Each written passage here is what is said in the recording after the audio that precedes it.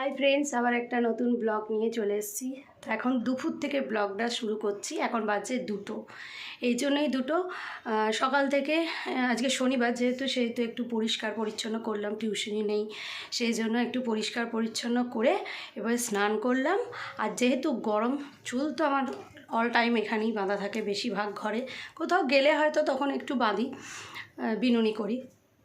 তো যাই হোক, এখন আমার খাবার বানানো হয়নি। তো চলো তোমাদের সাথে আজকে সারা দিনটা শেয়ার করি। তো চিল্কা বানাবো, তার জন্য সুজি আর আটাটা গুলে রেখেছি, আর কিছু সবজি দিই তার সাথে। আর আলু কেটেছি, চাউমিন সিদ্ধ করতে বসিয়েছি। রাত্রের আর দিনের একবারেই রেডি করে নিচ্ছি খাবারটা। আজ হচ্ছে শনিবার, তোমাদের তো বললামই আজকে রবীন্দ্র জয়ন্তী। তো ছোটোবেলাটা খুব মনে পড়ে, গান নাচ নাটকের মাধ্যমে দিনগুলো, মানে এই দিনটা স্পেশালি পেরাতো। কিন্তু এখন কিছুই মনে হয় না। সত্যি কথা বলতে এখন একদমই মনে হয় না যে আজকে রবীন্দ্রনাথ ঠাকুরের জন্মদিন। কোথায় এখন তো পালনই কেউ করে না। আগে যে আমাদের সময় যে জেনারেশনটা ছিল, সেই ছোটোবেলাটা সত্যি খুব ভালো ছিল। কি আনন্দ, কতদিন আগে থেকে প্রিপারেশন নেওয়া নাচ গান নাটকের জন্য।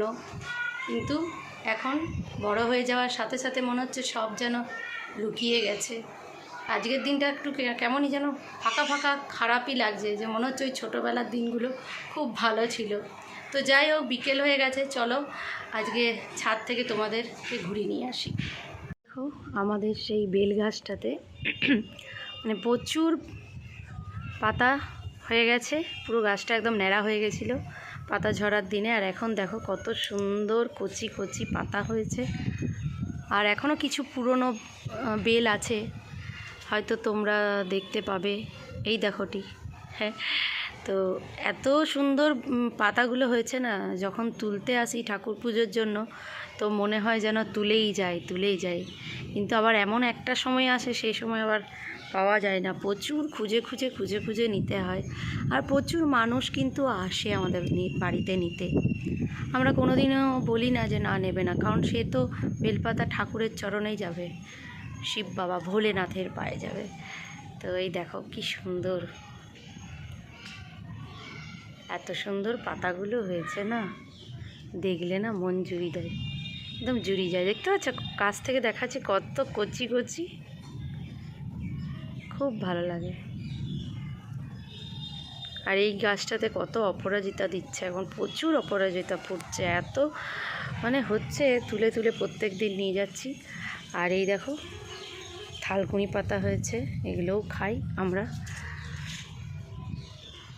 থালকুনি পাতা তো ভালোই পেটের পক্ষে। আর কত কচি কচি পাতা, আর প্রচুর ফুল এসে ঝরে পড়েছে, অনেক কুচি মানে বেলও হয়েছে। এই ঝড়ে কিছু ঝরেও গেছে, এই দেখো কালো কালো ফুলগুলো শুকনো হয়ে গেছে জলে রোদে শুকিয়ে। কি সুন্দর মেঘটা দেখো এদিকে, আর মেঘ করেছে, বৃষ্টি পড়ছেও, এই দেখো দেখতে পাবে। আমার তো খুব ভালো লাগছে, কারণ গরমকাল, আগেও জানো বলেছি ভালো লাগে না।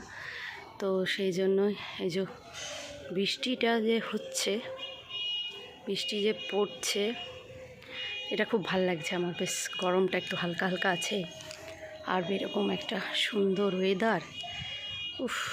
গরমটাতে মানুষ না, বাইরে যারা কাজ করে তাদের খুব অসুবিধা। অনেকজনের পছন্দ, কিন্তু আমার তো একদমই গরমকাল পছন্দ নয়। কিন্তু আমি বললে কী হবে, প্রকৃতি আগে কিছুই নয়, ভগবান যেটা করে রেখেছে সেটাই, তার জন্য নয়। আমার শীতকাল এলে খুব ভালো লাগে। তো যাই হোক, এই গরমে যখন আবার বৃষ্টি পড়ে, মেঘ এইরকম ওয়েদার, মানে মেঘ পড়েছে এরকম ওয়েদার, কী যে ভালো লাগে। বেশ হাওয়া দেবে একটু একটু করে, ঝড় হবে।